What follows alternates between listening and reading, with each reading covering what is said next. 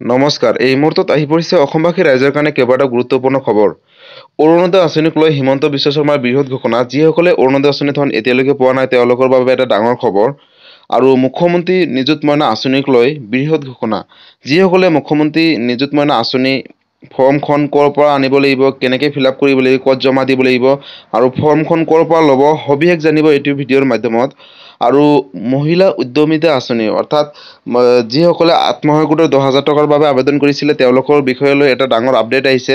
আৰু যিসকলে PM কিষাণ যোজনাৰ আবেদন কৰিম বুলি ভাবিছে বা PM কিষাণ যোজনাৰ কৃষক হয় তেওঁলোকৰ বাবে এটা ডাঙৰ খবৰ। গতিকে ভিডিঅ'টো সম্পূৰ্ণকৈ চাওক আৰু ষ্টেপ বাই ষ্টেপ বুজি লওক। তো বলক ভিডিঅ'টো আৰম্ভ কৰোঁ। আজিৰ প্ৰথমটো খবৰ হৈছে অৰুণোদয় আঁচনিক লৈ। বন্ধু বান্ধৱীসকল, যিসকল হিতাধিকাৰীসকলে এতিয়ালৈকে অৰুণোদয় আঁচনি ধন পোৱা নাই তেওঁলোকৰ বাবে এটা ডাঙৰ খবৰ। ইতিমধ্যে ৰাজ্য চৰকাৰে অৰুণোদয় আঁচনি ধন প্ৰতি মাহৰ 10 তাৰিখে দিয়ে, কিন্তু এইটো মাহৰ 12 তাৰিখে হিতাধিকাৰীসকলৰ একাউণ্টত DBTৰ মাধ্যমত প্ৰেৰণ কৰিছে।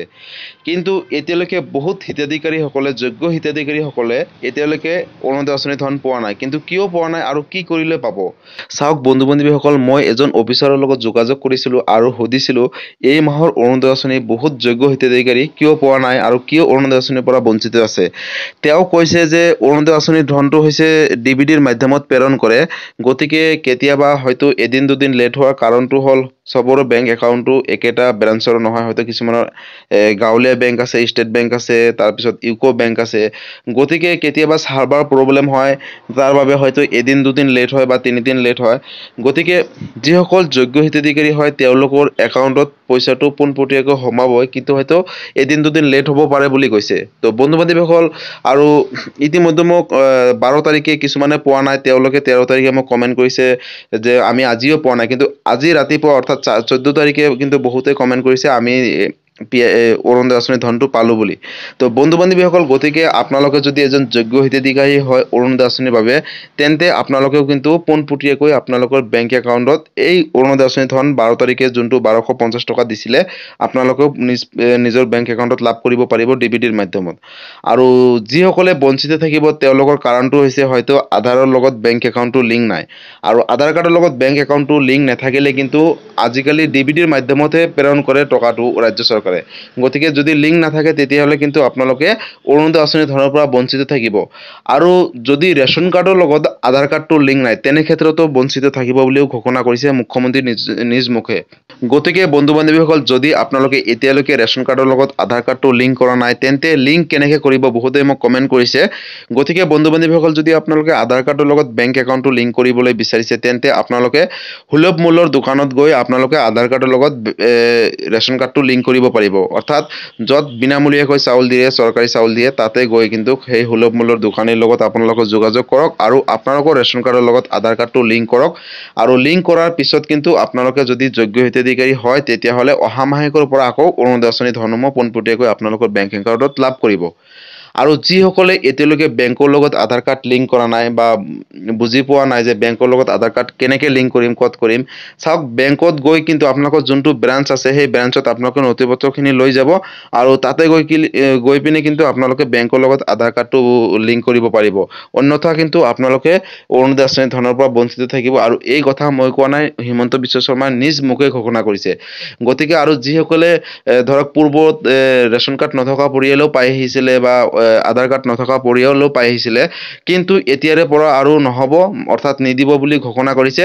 যাৰ যাৰ ঘৰত ৰেচন কাৰ্ড আছে তেওঁলোকেহে অৰুণোদয় আঁচনি ধন পাব বুলিও ঘোষণা কৰিছে। আৰু আধাৰ কাৰ্ড আছে, আৰু আধাৰ কাৰ্ডো লিংক থাকিব লাগিব ৰেচন কাৰ্ডৰ লগত, আৰু বেংকৰ লগতো আধাৰ কাৰ্ড লিংক থাকিব লাগিব। তেতিয়াহে অৰুণোদয় আঁচনি ধন পোনপটীয়াকৈ প্ৰতি মাহৰ 10 তাৰিখে 1250 টকাকৈ লাভ কৰিব পাৰিব। আৰু আজি আছিলে এইটো এটা ডাঙৰ আপডেট। যদি আপোনালোকে কিবা সুধিবলগীয়া আছে অৰুণোদয় আঁচনিক লৈ মোক কমেণ্ট কৰিব, মই নিশ্চয় ৰিপ্লাই দিবলৈ চেষ্টা কৰিম। আৰু আজিৰ পৰৱৰ্তী খবৰটো হৈছে মুখ্যমন্ত্ৰী নিযুত মইনা আঁচনিক লৈ। বন্ধু বান্ধৱীসকল, যিসকলে মুখ্যমন্ত্ৰী নিযুত মইনা আঁচনি আবেদন কৰিম বুলি ভাবিছিলে বা নিযুত মইনা আঁচনি কেতিয়াৰ পৰা আবেদন হ'ব বুলি কৈছিলে, ফৰ্ম ক'ত পাব, তেওঁলোকৰ বাবে এটা ডাঙৰ খবৰ। ইতিমধ্যে নিযুত মইনা আঁচনিৰ ফৰ্মখন বিতৰণ কৰি আছে। আৰু ক'ত বিতৰণ কৰিছে চাওক বন্ধু বান্ধৱীসকল, আপোনালোকে যদি হায়াৰ ছেকেণ্ডেৰীত পঢ়ি আছে তেতিয়াহ'লে আপোনালোকৰ হায়াৰ ছেকেণ্ডেৰীত গৈ পেলাই আপোনালোকে প্ৰিন্সিপালৰ লগত যোগাযোগ কৰিব। বা যদি আপোনালোকে স্নাতকৰ পঢ়ি আছে অৰ্থাৎ তেতিয়াহ'লে সিহঁতৰ প্ৰিন্সিপালৰ লগত যোগাযোগ কৰিব বা বিশ্ববিদ্যালয়ৰ কৰ্তৃপক্ষৰ লগত যোগাযোগ কৰিব আৰু যোগাযোগ কৰাৰ পিছত আপোনালোকে ফৰ্মখন ল'ব। ফৰ্মখন লোৱাৰ পিছত অতি শীঘ্ৰে অৰ্থাৎ আপোনালোকে অতি সোনকালে ফিল-আপ কৰি ফৰ্মখন ধুনীয়াকৈ স্পষ্টকৈ আপোনালোকৰ বেংক একাউণ্ট নম্বৰখিনি দিব, যাতে কোনো ধৰণৰ ভুল নহয়। আপোনালোকৰ যিখিনি ডকুমেণ্টছ আছে, নাম আছে আৰু বেংকৰ একাউণ্টটো দিওঁতে আপোনালোকে সাৱধানে দিব, কাৰণ যদি কিবা অলপ ভুল হয় তেন্তে কিন্তু আপোনালোকৰ ধনসমূহ নোসোমাব পাৰে। তাৰ বাবে আপোনালোকে যেতিয়া ফৰ্মখন ফিল-আপ কৰিব স্পষ্টকৈ শুদ্ধকৈ দিব, যাতে কোনো ধৰণৰ খেলিমেলি নহয়। আৰু দিয়াৰ পিছত আপোনালোকক প্ৰতি মাহৰ 10 তাৰিখে ধৰক ৰাজ্য চৰকাৰে এই আঁচনিৰ টকাসমূহ ডিবিটিৰ মাধ্যমত প্ৰেৰণ কৰিব ৰাজ্য চৰকাৰে। গতিকে যিসকল ছাত্ৰীয়ে এতিয়ালৈকে নিযুত মইনা আঁচনিৰ ফৰ্মখন লোৱা নাই বা ফিল-আপ কৰি জমা দিয়া নাই, তেতিয়াহ'লে তোমালোকে অতি শীঘ্ৰেই ফৰ্মখন লৈ ফিল-আপ কৰি জমা দিয়া আৰু এই আঁচনিৰ ধনসমূহ লাভ কৰা। আৰু এই আঁচনিটো হৈছে চাইল্ড মেৰিজৰ এগেইনষ্টত মুখ্যমন্ত্ৰী ডক্টৰ হিমন্ত বিশ্ব শৰ্মাৰ নেতৃত্বত আৰম্ভ কৰিছে। আৰু এই ভিডিঅ'টো যদি ছাত্ৰীসকলে চাই আছে তেন্তে তোমালোকে সকলোৰ মাজতে শ্বেয়াৰ কৰিবা, আৰু যদি গাৰ্জিয়ানসকলে চাই আছে তেন্তে আপোনালোকে সকলোৰ মাজতে শ্বেয়াৰ কৰি দিয়ক, কাৰণ এই আঁচনিৰ লাভসমূহ যাতে সকলোৱে ল'ব পাৰে। আৰু যদি নিযুত মইনা আঁচনিক লৈ কিবা সুধিবলগীয়া আছে মোক কমেণ্ট কৰিব, মই নিশ্চয় ৰিপ্লাই দিবলৈ চেষ্টা কৰিম। আৰু আজিৰ পৰৱৰ্তী খবৰটো হৈছে মুখ্যমন্ত্ৰী মহিলা উদ্যমিতা আঁচনিক লৈ, অৰ্থাৎ আত্মসহায়ক গোটৰ 10,000 টকাক লৈ। যিসকল মহিলাই আত্মসহায়ক গোটৰ 10,000 টকাৰ বাবে আবেদন কৰিছিলে, তেওঁলোকে এই 10,000 টকা কেতিয়া লাভ কৰিব আৰু তেওঁলোকৰ যিখন ফৰ্ম ফিল-আপ কৰি জমা কৰিছিলে সেই ফৰ্মখন ভেৰিফিকেশ্যন হ'ল নে নাই, তেওঁলোকে এই আঁচনিৰ অধীনত টকাসমূহ পাব নে নাই, কেনেকৈ গম পাব?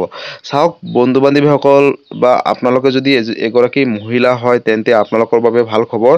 আপোনালোকৰ ভেৰিফিকেশ্যনৰ কামসমূহ ইতিমধ্যে কমপ্লিট কৰিছে ৰাজ্য চৰকাৰে, কিন্তু পইচাটো কেতিয়া দিব বুলি এতিয়ালৈকে মুখ্যমন্ত্ৰী ডক্টৰ হিমন্ত বিশ্ব শৰ্মাই ঘোষণা কৰা নাই, যাৰ বাবে মই আপোনালোকক অৱগত কৰিব নোৱাৰিছোঁ। কিন্তু কেইদিনমান আগতে মুখ্যমন্ত্ৰী ডক্টৰ হিমন্ত বিশ্ব শৰ্মাই ঘোষণা কৰিছে যে এই আঁচনিৰ অধীনত, অৰ্থাৎ লাখপতি বাইদেউৰ যি 10,000 টকা, এই 10,000 টকাটো 2 মাহ হ'ব পাৰে, 3 মাহ হ'ব পাৰে বা এমাহৰ ভিতৰতো তেওঁলোকৰ বেংক একাউণ্টত পোনপটীয়াকৈ ডিবিটিৰ মাধ্যমত প্ৰেৰণ কৰিব বুলি ঘোষণা কৰিছে। গতিকে আৰু আপোনালোকে বিশেষ কথাটো হ'ল, যদি আপোনালোকে গছপুলি ৰোপণ কৰি ফটো আপলোড কৰা নাই তেন্তে আপোনালোকে কিন্তু গছপুলি ৰোপণ কৰি ফটো আপলোড কৰিব। আৰু মহিলা উদ্যমিতা আঁচনিৰ পইচাটো যেতিয়াই দিয়াৰ বাবে মুখ্যমন্ত্ৰী ডক্টৰ হিমন্ত বিশ্ব শৰ্মাই ডেটটো ঘোষণা কৰে, তেতিয়াই মই আপোনালোকৰ মাজত ভিডিঅ' বনাই দিবলৈ চেষ্টা কৰিম। তাৰ বাবে আপোনালোকে চেনেলটো ছাবস্ক্ৰাইব কৰি ৰাখিব। আৰু যদি মহিলা উদ্যমিতা আঁচনিক লৈ কিবা সুধিবলগীয়া আছে আপোনালোকে মোক কমেণ্ট কৰিব, মই নিশ্চয় ৰিপ্লাই দিবলৈ চেষ্টা কৰিম। আৰু আজিৰ পৰৱৰ্তী খবৰটো হৈছে PM কিষাণক লৈ। বন্ধু বান্ধৱীসকল, যিসকলে PM কিষাণ যোজনাৰ অধীনত ধনসমূহ পাই আহিছিলে আৰু 3টা ইনষ্টলমেণ্টৰ যোগেদি 6,000 টকা লাভ কৰি আহিছিলে, তেওঁলোকৰ বাবে এটা ডাঙৰ খবৰ। কাৰণ 18 নং কিস্তি ধনটো অহা নৱেম্বৰ মাহৰ আগতে দিব। কিন্তু যিসকলে 17 নং কিস্তি ধন পোৱা নাই, তেওঁলোকে ধৰক যদি বেংকৰ লগত আধাৰ কাৰ্ডটো লিংক নাই, তেওঁলোকক বেংকৰ লগত আধাৰ কাৰ্ডটো লিংক কৰিবলৈ কৈছে। আৰু যিসকলে KYC-সমূহ কমপ্লিট কৰা নাই, মাটিৰ জমাবন্দীখিনি আপডেট দিয়া নাই, তেওঁলোকে কিন্তু এই কামখিনি কৰিব লাগিব 18 নং কিস্তি ধন পোৱাৰ আগত। তেতিয়াহ'লে তেওঁলোকে 17 নং কিস্তি ধন 2,000 টকা আৰু 18 নং কিস্তি ধন 2,000 টকা পাব বুলি ইতিমধ্যে অফিচিয়েলভাৱে আপডেট আহিছে। গতিকে বন্ধু বান্ধৱীসকল, যদি আপুনি এজন কৃষক হয় তেতিয়াহ'লে আপোনালোকে নিজৰ যিখিনি তথ্যসমূহ ভুল হৈছে আপোনালোকে শুধৰণি কৰক আৰু আহিবলগীয়া 18 নং কিস্তি ধনৰ লগত 2,000 প্লাছ 2,000 4,000 টকাকৈ লাভ কৰিব। বন্ধু বান্ধৱীসকল, আৰু যিসকলে নতুনকৈ PM কিষাণ যোজনাৰ বাবে আবেদন কৰিব তেওঁলোকৰ বাবে এটা ডাঙৰ খবৰ। ইতিমধ্যে PM কিষাণ যোজনাৰ বাবে আবেদনৰ কামসমূহ চলি আছে।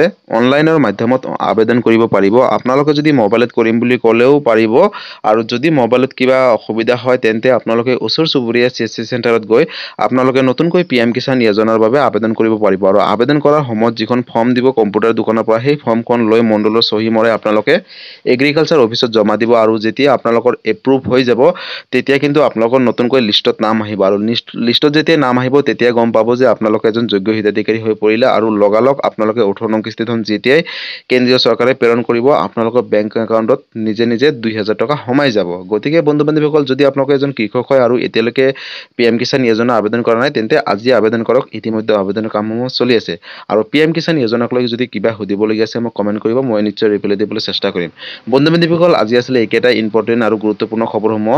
ভিডিঅ'টো চাই কেনেকুৱা পালে? যদি ভাল পালে চেনেলটোত নতুনকৈ আহিছে চেনেলটো ছাবস্ক্ৰাইব কৰিব, লাইক কৰিব, কিবা সুধিব থাকিলে মোক কমেণ্ট কৰিব আৰু সকলোৰে মাজতে শ্বেয়াৰ কৰক, কাৰণ এই আপডেটকেইটা সকলোৱে জনাটো উচিত। ধন্যবাদ। জয় আই অসম।